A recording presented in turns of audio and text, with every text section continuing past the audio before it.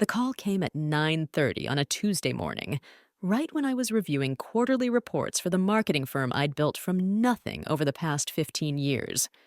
Mom's voice had that particular strain I'd learned to recognize, the one that meant she was about to ask me to swallow another bitter pill for the sake of family harmony. "Brielle, honey, I need to talk to you about Thanksgiving." She paused, and I could hear my stepfather Garrison muttering something in the background.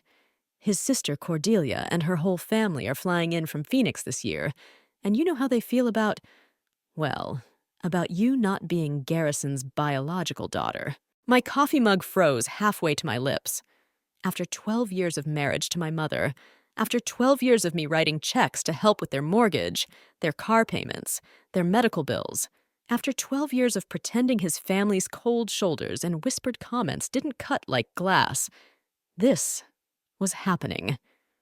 "What exactly are you saying, Mom?" "I think it would be better if you celebrated somewhere else this year. Maybe with Delilah? I know you two are close." Her voice got smaller. "It's just for this year, sweetheart. Cordelia made it very clear that if you're there, they won't come, and Garrison hasn't seen his grandnephew in 3 years." The words hit like a physical blow. I set down my mug with trembling hands, watching coffee slosh onto the quarterly reports I'd been so focused on moments before.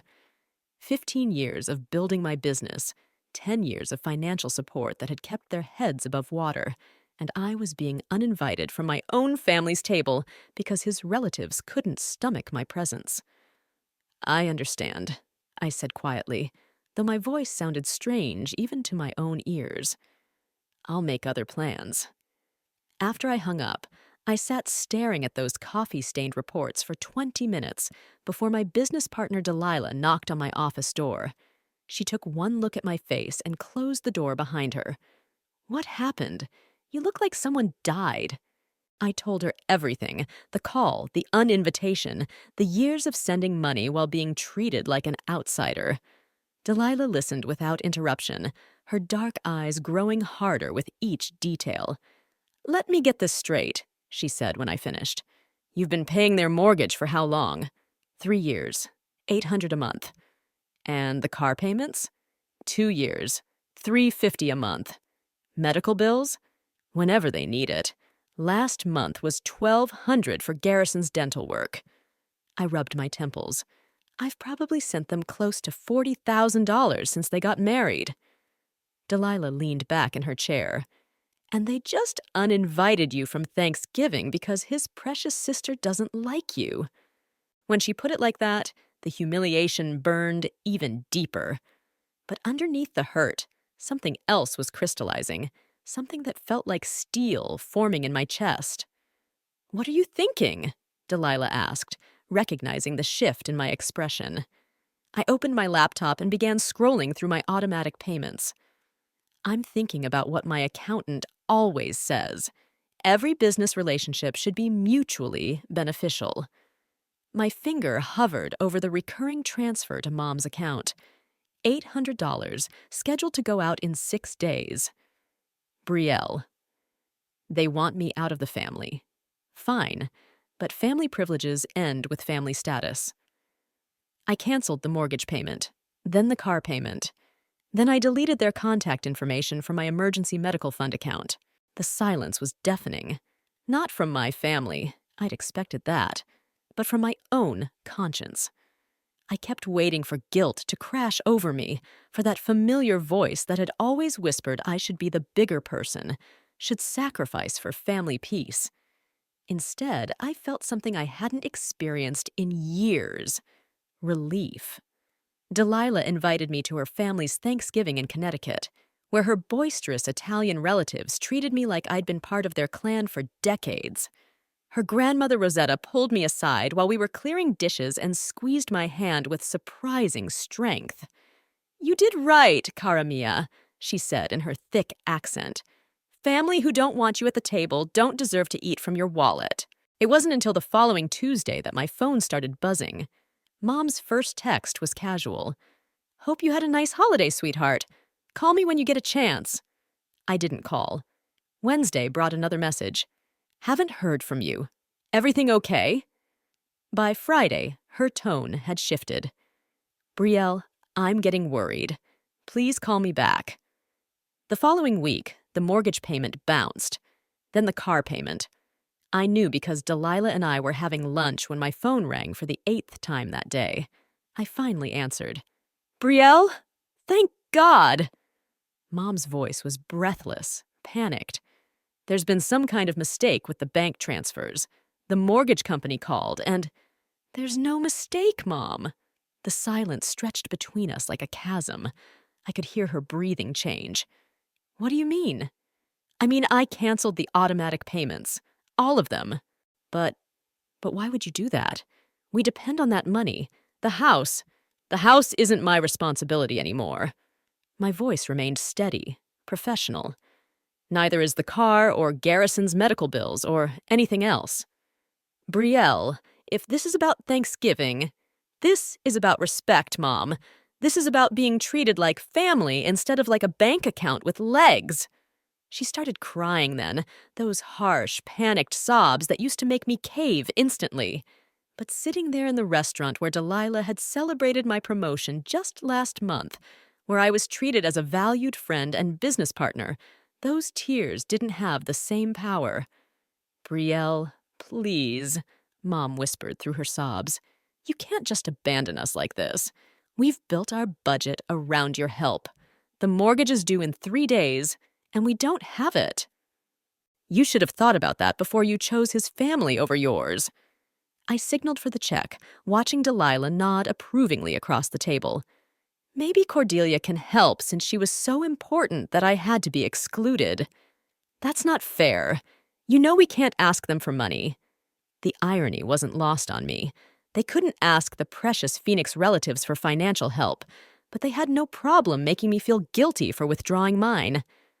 Neither could I, apparently. Yet here we are. Over the following weeks, the calls became desperate. Garrison got on the phone for the first time in years, his voice gruff with barely contained panic. "Brielle, we need to work this out. Your mother is making herself sick with worry." "I'm sure she is. Financial stress will do that." "Don't be petty. This is bigger than some holiday squabble." That word, petty, ignited something cold and sharp in my chest. "You're right, Garrison. This is bigger. This is about 12 years of me being treated like an outsider while funding your lifestyle. This is about your sister being more important than your stepdaughter who's kept you from losing your house." "Now, hold on." "No, you hold on. I built a business from nothing. I work 60-hour weeks. I've sacrificed vacations, relationships, and peace of mind to keep money flowing into your accounts. And the moment your real family shows up, I'm disposable." I hung up and immediately blocked his number. Delilah found me in my office that afternoon, staring out the window at the December snow. "How are you holding up?" "Better than I expected." And I was. The guilt I'd anticipated never materialized. Instead, I felt something I hadn't experienced since before Mom remarried: autonomy. I keep waiting to feel bad about it. Why would you feel bad about refusing to fund people who don't respect you? Because that's what I was trained to do. Keep the peace. Be the bigger person. Don't rock the boat. I turned from the window. But you know what? I'm tired of being the only one who cares about keeping this family together. By Christmas, they'd stopped calling altogether. I spent the holiday in Delilah's cabin in Vermont, skiing and reading by the fire. It was the most peaceful December I'd had in over a decade. The new year brought unexpected consequences I hadn't anticipated. My cousin Marlo called in February, her voice tight with disapproval. "Brielle, what's this I'm hearing about you cutting off Mom Patricia and Garrison completely? Aunt Lenora is beside herself." I should have expected this. Mom had clearly reached out to her sister, my Aunt Lenora, to build a coalition of family pressure. "I'm sure she gave you her version of events. She said you abandoned them over some Thanksgiving disagreement. That's not like you." "It wasn't a disagreement, Marlo. They uninvited me from family dinner because Garrison's relatives don't consider me real family, despite me paying their bills for years. The pause on the other end told me Mom hadn't shared that detail. They... What? Ask your mother how much money I've sent them since they got married. Ask her about the mortgage payments, the car payments, the medical bills. Then ask her why I should continue funding people who literally exclude me from family gatherings. After I hung up, Delilah found me pacing my office. Let me guess. Flying monkey? My cousin. Mom's mobilizing the extended family. I rubbed my temples. This is exactly what I was afraid of. Soon everyone will think I'm the villain who abandoned my poor mother in her time of need. Do you care what they think? The question stopped me mid-pace. 6 months ago, the answer would have been an immediate yes. I'd spent my entire adult life carefully managing my reputation, being the responsible one, the reliable one, the one who never caused problems. But standing there in my corner office, looking out at the thriving business I'd built through my own determination and skill, I realized something had fundamentally shifted. No, I said, surprised by the certainty in my voice. I don't. By March, the family pressure campaign had intensified. Aunt Lenora called herself, using the same guilt tactics I remembered from childhood. Your mother raised you better than this, Brielle. Family takes care of family. Then maybe family shouldn't exclude family from holidays, I replied evenly. You're being stubborn and prideful. This isn't who you are. Maybe it's exactly who I am. Maybe I've just been too afraid to show it before. The calls from extended relatives continued sporadically through spring, each one painting me as the ungrateful daughter who'd abandoned her struggling mother. But with each conversation, my resolve strengthened rather than weakened. I wasn't the same person who'd once bent over backward to keep everyone happy. Summer brought an unexpected peace. My business was thriving. We'd landed 3 major accounts that I'd been pursuing for months, and I finally had the bandwidth to focus on growth instead of constantly worrying about other people's financial emergencies. Delilah and I took a long weekend in Napa to celebrate, something I never could have done when every spare dollar was earmarked for Mom and Garrison's expenses. You look different, Delilah observed as we sat on the vineyard terrace, watching the sunset paint the valley gold. Younger, somehow. She was right. The constant knot of anxiety that had lived in my chest for years, the one that tightened every time my phone rang, wondering what financial crisis I'd need to solve next, had finally loosened. I'd forgotten what it felt like to keep my own money, to make decisions based on my needs instead of everyone else's emergencies. I keep expecting the other shoe to drop, I admitted. It's been 7 months. That's the longest I've ever gone without sending them money since Mom got married. Maybe the other shoe isn't going to drop. Maybe this is just what boundaries look like. But I should have known better. The calm never lasts when you're dealing with people who see your kindness as weakness and your resources as their safety net. The call came on a Thursday evening in late August. Not from Mom or Garrison. They'd clearly learned that direct appeals wouldn't work. This time, it was my second cousin Bernadette, who I barely knew but who somehow had gotten hold of my personal number. Brielle, I hope you don't mind me calling. I got your number from Aunt Lenora. Her voice had that careful tone people use when they're about to ask for something they know you don't want to give. I wanted to talk to you about your mother's situation. What situation? The foreclosure notice. I thought you knew. My stomach dropped. What foreclosure notice? They're losing the house, honey. The bank started proceedings last month.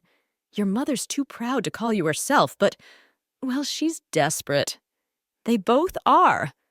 I closed my eyes, feeling that familiar tug of guilt and responsibility trying to reassert itself. Bernadette, I appreciate you calling, but this isn't my emergency to solve anymore. But it's your mother's home. It's the home she chose to exclude me from. After Bernadette's call, I couldn't concentrate on anything. The word foreclosure kept echoing in my head, dragging up every childhood memory of financial insecurity, every lesson about family loyalty that had been drilled into me since I was old enough to understand money. I found myself staring at my laptop screen, my finger hovering over the online banking app. Delilah found me like that at 10 o'clock that night, still sitting in my home office with the computer open to my account balance. "Don't even think about it," she said, settling into the chair across from my desk. "They're going to lose the house they didn't want you in." "It's still my mother's home, Delilah. Where is she supposed to go?" Delilah leaned forward, her expression serious. "Where were you supposed to go on Thanksgiving? Where were you supposed to belong when his family made it clear you weren't welcome?" The questions hit like physical blows. I closed the laptop with shaking hands. "This is exactly what they're counting on," she continued. "They knew if they pushed you far enough away, eventually the crisis would get bad enough that your guilt would drag you back. It's manipulation, Brielle. Sophisticated, long-term manipulation." That night, I barely slept. Every time I closed my eyes, I saw Mom packing boxes, saw her crying as she left the only home she'd known for over a decade.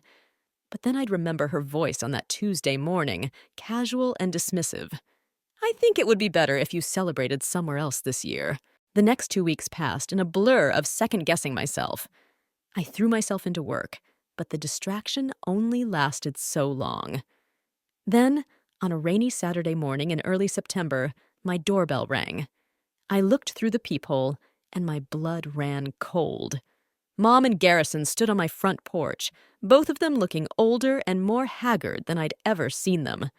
Mom's face was blotchy from crying, and Garrison's usual proud posture had crumbled into something desperate and defeated. They'd come to my home. After 9 months of silence, after choosing his family over me, after building their entire extended family coalition to pressure me, they were standing at my door. My hand was on the deadbolt before I caught myself. This was it. The moment I'd been dreading and expecting in equal measure. Everything I'd built over the past months, the boundaries, the self-respect, the peace, it all came down to whether I turned that lock. "Brielle, please." Mom's voice was muffled through the door, but I could hear the tears. "I know you're in there. Your car is in the driveway." I pressed my back against the door, my heart hammering so hard I was sure they could hear it. Garrison's voice joined hers, rougher than I'd ever heard it. "We made a mistake, Brielle. A terrible mistake. We should never have—" His voice cracked. "We should never have asked you to stay away." "We're going to lose everything," Mom continued, her sobs growing louder. "The house, the car, everything. We have 2 weeks before the sheriff comes. 2 weeks before we're on the street." My legs felt weak. I slid down the door until I was sitting on the floor, my head in my hands. This was exactly what Delilah had warned me about. The crisis big enough to break my resolve. "I know you're angry," Garrison said. "I know we hurt you. But you're the only family we have left. Cordelia won't return our calls. None of my relatives will help. You're all we've got." The irony was staggering. The family that had been so important that I'd been excluded from Thanksgiving had abandoned them the moment they needed actual help. But I was supposed to be the safety net, as always. "Please, baby girl," Mom whispered, using the pet name she hadn't called me in years. "I'm begging you. I'll do anything. I'll never ask you to miss another holiday. I'll tell Garrison's family they're not welcome if they can't accept you. Just please don't let us lose our home." I closed my eyes, and for a moment I was 8 years old again, watching Mom cry over unpaid bills, promising myself I'd never let her struggle like that when I grew up. That little girl had worked so hard, had built so much, had sacrificed so much to keep that promise. But I wasn't 8 anymore. I was 42, and I'd learned the difference between helping someone and enabling them. I'd learned that people who truly love you don't make your inclusion in their lives conditional on your financial contributions. "We'll pay you back," Garrison called out. "Every penny, with interest. We'll sign papers, make it official. This isn't charity, it's a loan." The desperation in his voice might have moved me once, but I knew better now. There would always be another crisis, another emergency, another reason why paying me back would have to wait. The cycle would begin again, and I'd be right back where I started. Standing slowly, I walked to the window and watched them through the curtains. They looked broken, defeated, older than their years. It should have made me feel victorious. Instead, I just felt tired. They stayed on my porch for 43 minutes. I know because I watched the clock on my phone, counting every second as they cycled through the entire playbook of emotional manipulation I'd fallen for so many times before. First came the guilt. "After everything we've done for you, this is how you repay us?" Then the bargaining. "We'll give you the deed to the house as collateral. You'll own it outright if we can't pay you back." When that didn't work, they moved to anger. "You've become cold, Brielle. Selfish. This isn't the daughter I raised." Finally, they returned to desperation. "We'll be homeless. Is that what you want? Your own mother sleeping in her car?" Each plea felt like a knife twisting in my chest, but I stayed seated on the floor with my back against the door. I thought about Delilah's words, about Rosetta's wisdom, about the peace I'd felt these past months. I thought about the business I'd built, the respect I'd earned, the life I'd created when I wasn't constantly emptying my bank account for other people's emergencies. Most of all, I thought about that Tuesday morning phone call 9 months ago when my own mother had casually informed me that I wasn't welcome at my own family's table. When Garrison started pounding on the door, actual fists against wood, I knew I'd made the right choice. This wasn't love or desperation. This was entitlement. The belief that my resources belonged to them, that my boundaries were suggestions rather than firm decisions. "We know you're in there!" he shouted. "You can't hide forever!" But I could. I absolutely could. I called the police, not to have them arrested, but to have them removed from my property. When the officer arrived 20 minutes later, I watched through the window as he calmly explained trespassing laws to my mother and stepfather. They left without looking back, Mom leaning heavily on Garrison's arm, both of them looking smaller somehow. The house felt incredibly quiet after they were gone. I made myself a cup of tea and sat in my living room, waiting for the crushing weight of guilt to descend.